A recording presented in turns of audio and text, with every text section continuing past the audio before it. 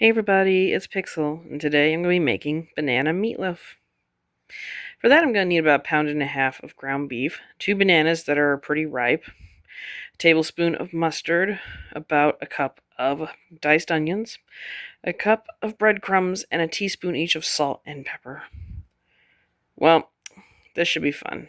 Let's go. Alright, I've got my banana well mashed. I've already started mixing in the salt, pepper, and mustard.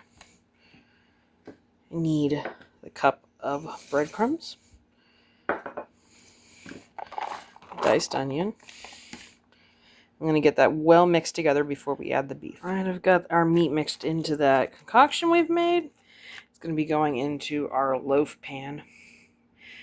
And then it will be cooking at 400 for the next hour, or until there's no pink in the middle of our meatloaf. Alright, that meatloaf cooked for a good hour on 400. It's tender, juicy, and I can't wait to try this out. So, cheers.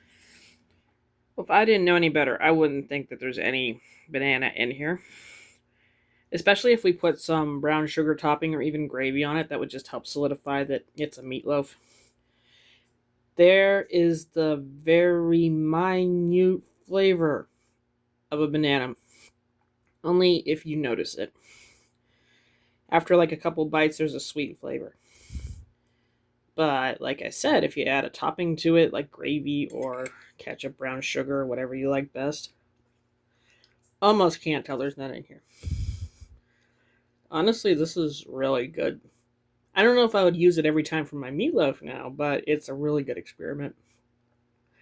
And if you only have a couple ingredients, don't have any eggs, something like that, this is a wonderful supplement. This is a wonderful alternative to that. So, you know what to do. Like what you saw, don't like what you saw, think I'm crazy. Well, we know I'm crazy, but still. Leave me a like, leave me a comment about it, and I will see you in our next one.